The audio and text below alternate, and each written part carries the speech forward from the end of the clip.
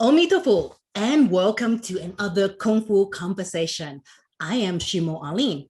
Today, we will be discussing the movie The Kid with the Golden Arm, a 1979 Shaw Brother studio production. Sitting next to me is Shifu Hengxin, a 35th generation Shaolin disciple and the co-founder of Shaolin Kung Fu Training Center. And joining us today is our student band, who also composed our theme song.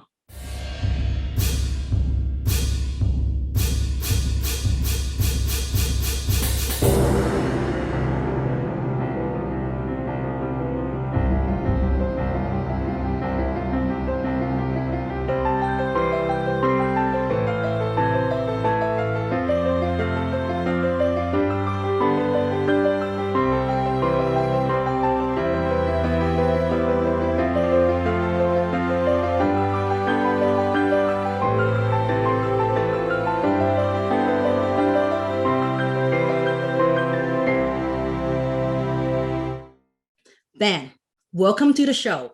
Now, tell us why this is one of your favorite Kung Fu movie. Mitafu, thank you for having me here today.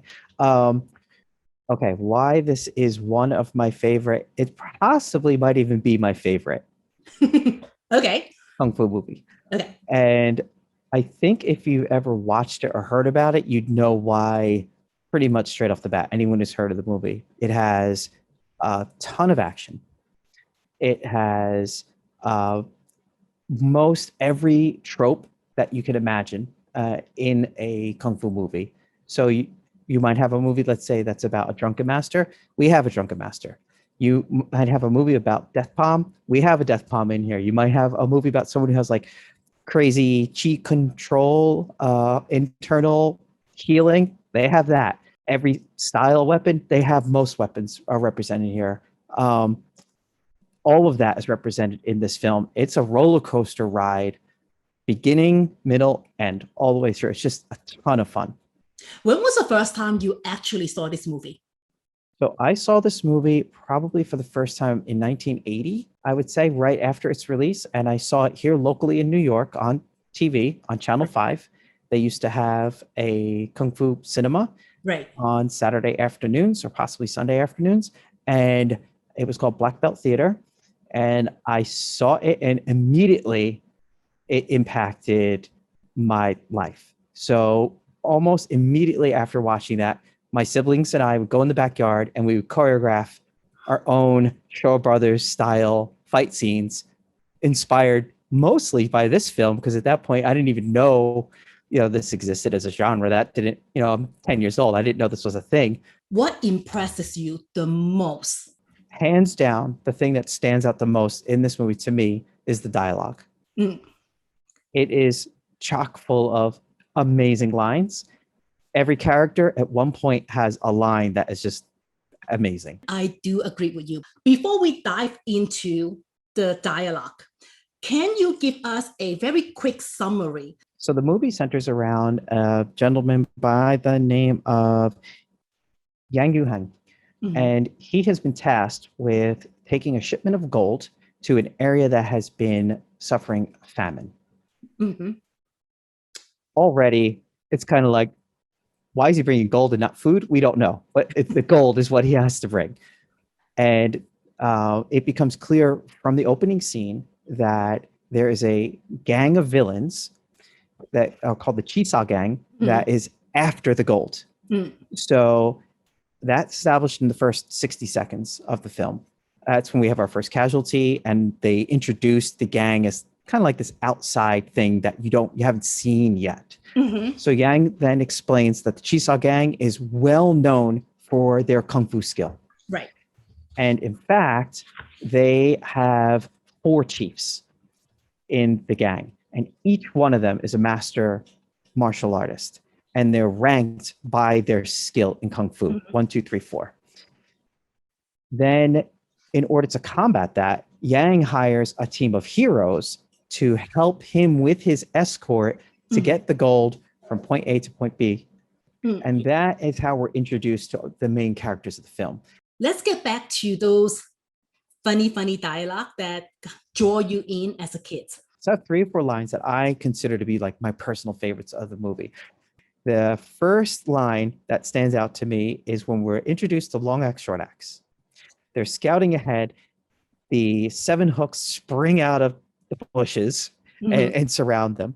And one of them is one of the 5 Venoms. Oh, that's one thing we forgot to mention, that this movie has the 5 Venoms in it. So if you have heard of classic Shaw Brothers and the 5 Venoms, this movie is probably, I think, the pinnacle of their just the feeling that you get when you watch it. You get a good vibe for not only their acting ability, but I think they really just, as a team, they got along really well. And I think they hit all the marks really strong. Anyway, so you're introduced to Long Axe, Short Axe.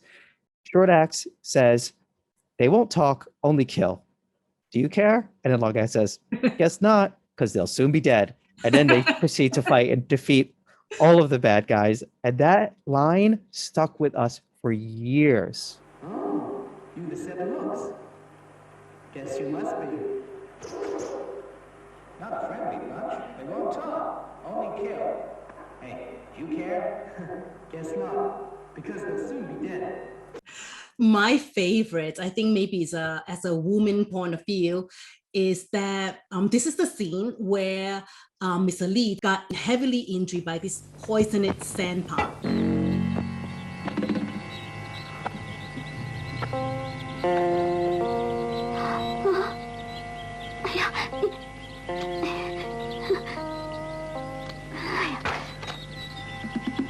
It's only the sand palm. There's no reason to panic. But there's quite a deadly poison involved.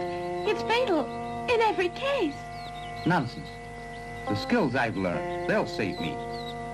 My internal control techniques can resist the drug. You won't die then? At least I'll live for 2 more days yet. It's a great scene in that it crystallizes their relationship in just 3 or 4 lines. Right. Like it's actually very good economical writing. If you really love me, you'll want to live on. Come with me.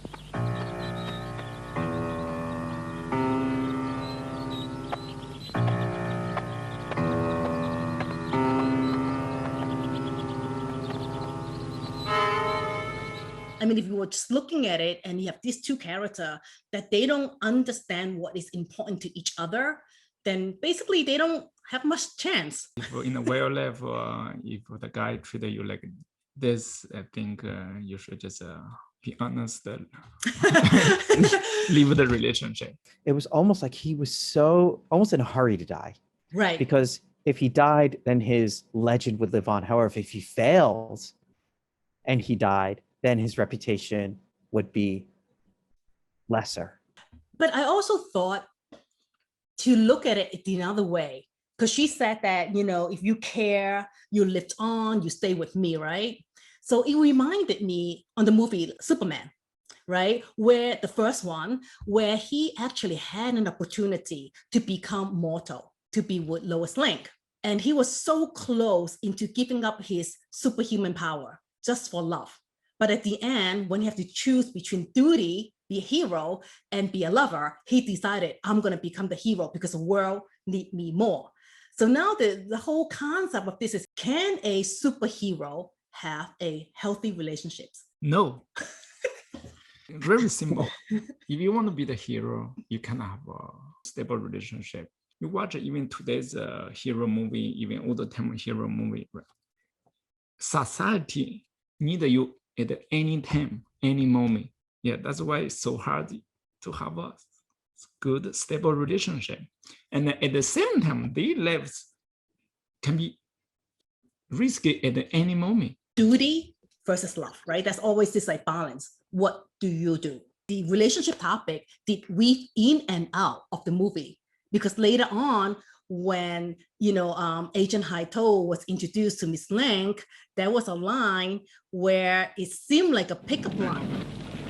Haito, I shall hunt you down one day, wherever you may hide. No need. I'm right here if you want me. Whoa. Was that a pickup line? Was that a pickup line?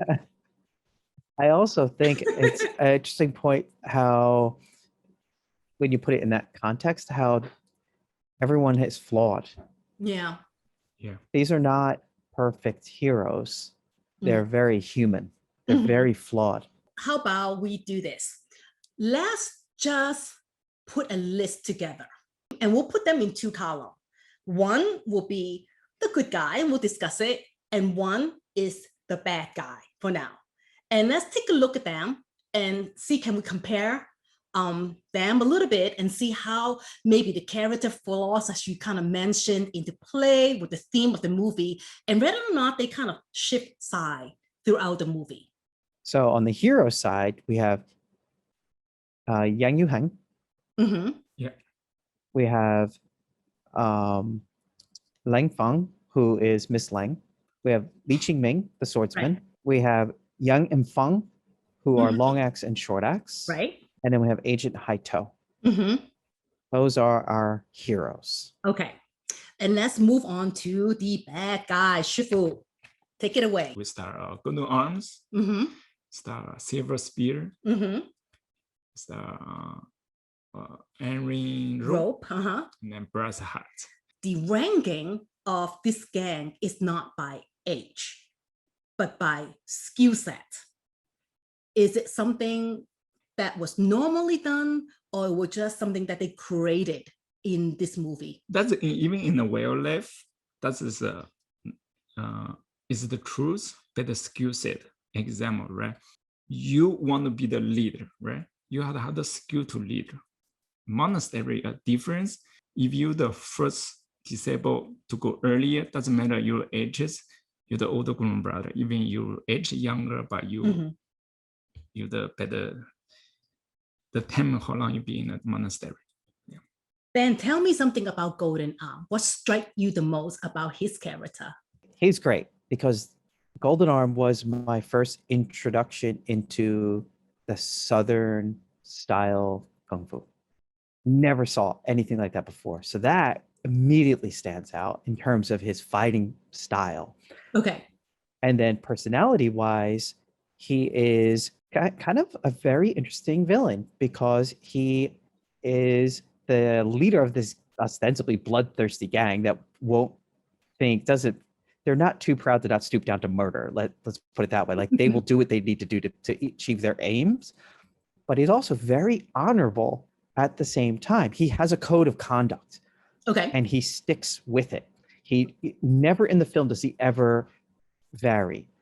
And you get to see through his dialogue how astute a martial artist he is, because he also, like Haito, has kind of like that observational role where he observes, he sizes up the opponent, he tells them their weakness, and then he defeats them.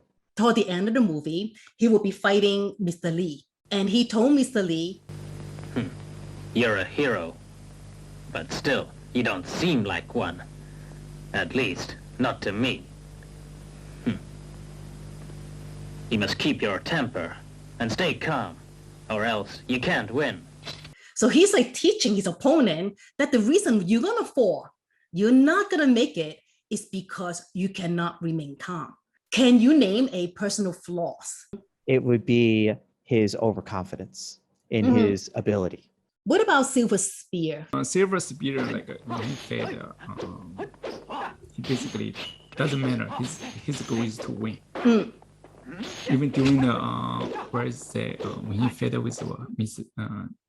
with Lee, the stressor, Lee hurts, but it doesn't matter. I just finish you off. Well, now, it seems it's my chance. You've been hurt bad by the sampan. So then, you don't fight too good. And if you manage to kill me now, that will improve your reputation. That's right. I'd like that. You won't make it, though. I'll try.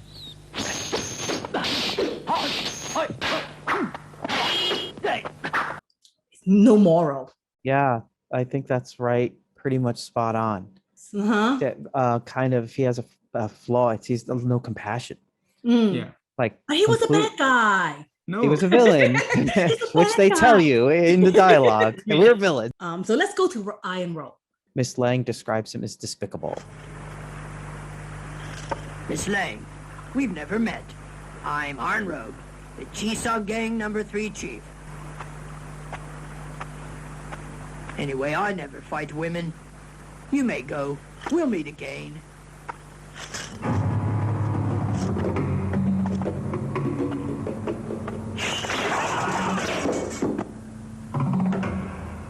Very good swordplay.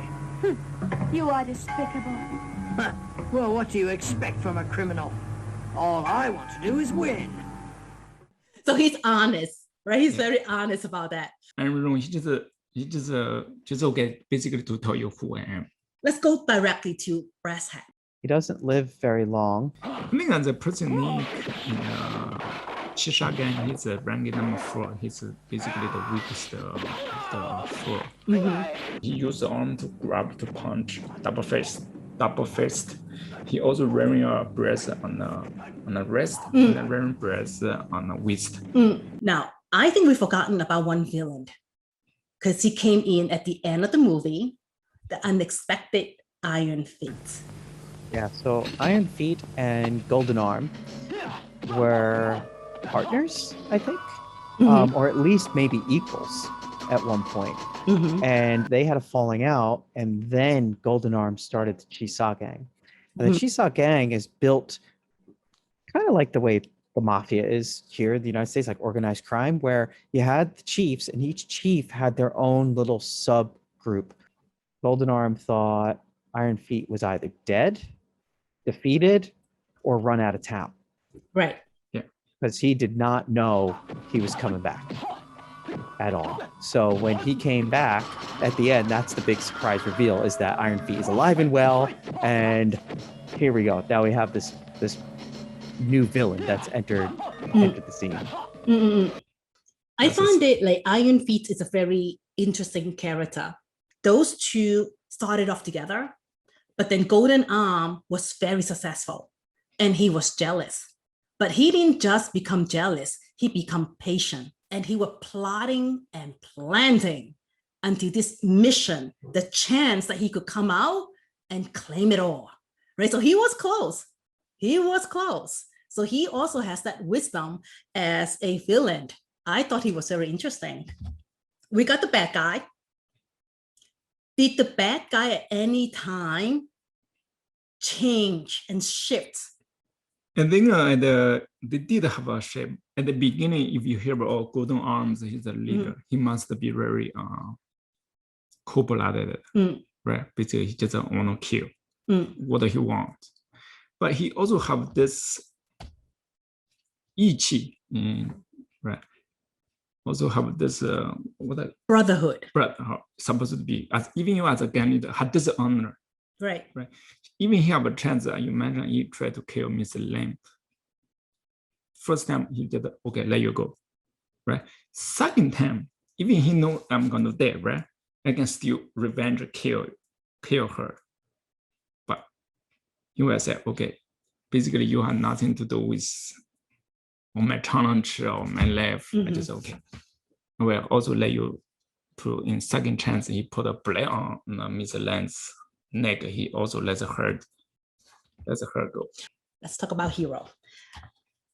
I want to start with my favorite, Mr. Lee, the Sawman. I don't like him because he's more like very stiff, like a robot, no feeling. Right? Honestly, he don't.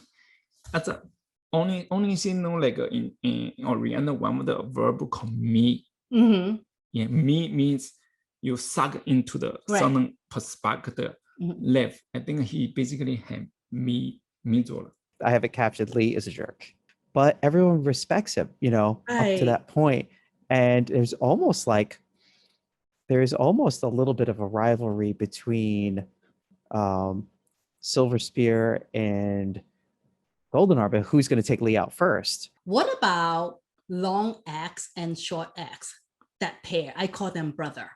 Long axe, short axe is it? I think they are great pairs. Even when they communicate with each other, they feel like have this warm relationship at the beginning of the scene. long arcs say, oh, my father say, oh, don't go to the forest. My father always said, avoid the woods. I think my dad was right. But we're supposed to be the scouts. We're supposed to check the road. So even if your dad was right, we got no choice. We gotta go on. They did a fun pair, a little twisted, in the way of thinking, but they are definitely a partner in crime. Yeah, they're humorous. There's a lot of smiling, a lot of laughter, a lot of great dialogue. In terms of heroes, they are problematic. I think they're mercenaries. I think that they are very good at what they do, and they would go with whoever has the most money. So then it's the money will become the boss, right? The moral value is going to be the money. Okay. Now let's come to another very interesting character, that is Miss Lang. She's the most relatable, and that you're kind of seeing the story through her eyes. Okay. As it unfolds. And she's also there for the whole duration.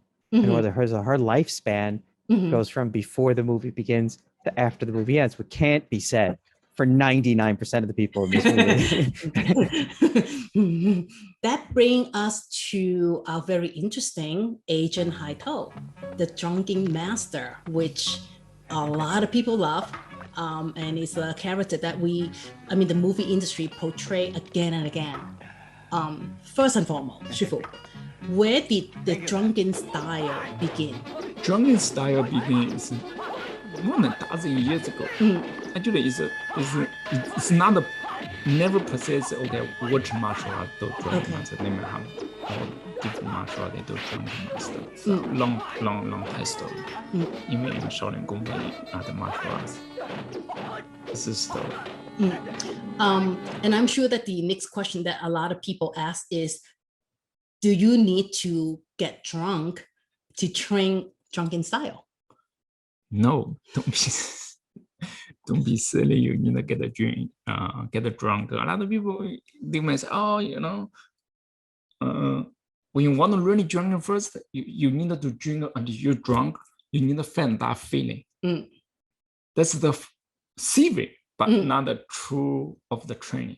True of the training is in the drunken style is about your strength, not the strength, and then your flexibility, and then your coordination. And then you talk about this more like an animal style. You're able to feel it with the ability. And Ben, what is your opinion of our Agent Haito? Yeah, he's a great character. He is amazing. I think he is a mastermind and a genius, and I think it's not outside the realm of consideration that he masterminded the whole thing from the beginning. Right. In other words, it's very likely Haito already knew about Iron Feet. He at the very least knew Yang was fake. Right. That we know. And he keeps saying things that after you watch it the first time, they resonate with you. He's dropping hints all throughout the film, kind of giving Yang, Iron Feet, a chance to back down. But they keep going and going and going. And the way that I think he saw this as a perfect opportunity as an investigator. Like, his job is to round up he's got to stop the violence, right? That's his job, is to stop all this violence. And he saw an opportunity here, which would bring all of his enemies together at one point, and he just picks them off one at a time. And it's brilliant. It's absolutely amazing. But at the end, where he basically the one who saved the day, right? I mean, and what did he do? He walked away. That's that. You escort the gold. It isn't far now. I'm gonna get drunk. Probably one of the best scenes of the whole movie. Right. But you remember, we talk about there might be a possible love triangle in the middle between him and Miss Lang. So we would thought that maybe if he saved her life at the end of the movie, that would be a happy ending where they will get together. But he just say, all right, go deliver the gold. I save you, and I'm going to go get drunk. I think that's implied though, because he messed with her so much during the film. I think that he probably would make her go to the town by herself, but he would turn up. He would be there already. He will make a better boyfriend, right? Nah, No? but No? that's not her job. Sorry, that's not his job. Hito is gonna be the hero at the end to save this, to serve her. So he's going to be the drifter. He will never settle down. Yeah. But Ben and I wish that they will settle down together. Right, Ben? I think it's implied that at that I point, want them. now that Golden Arm Mhm. is dealt with and Chisao Gang is broken up and Iron Feet is dealt with, I think that he might be thinking towards retirement. I mean, he would be very jokey about it or whatever. I think that might be a reality check for him because he came very close. The only person that was a match for Golden Arm was Haito. So Ben, I'm sorry, would Haito make a better boyfriend material? I don't know because he drinks a lot. He drinks a lot. He drinks a lot. Yeah. So perhaps not. They would have to work some stuff out, I think. Ben, can you remind me how many fight scene or major fight scene was in this movie that you counted? There are 13 fights 13 in the fights. span of 70 minutes, maybe. Which one fight scene do you think was the most well done? Honestly, very hard to choose. One lesson that you could learn or take away from this movie will be?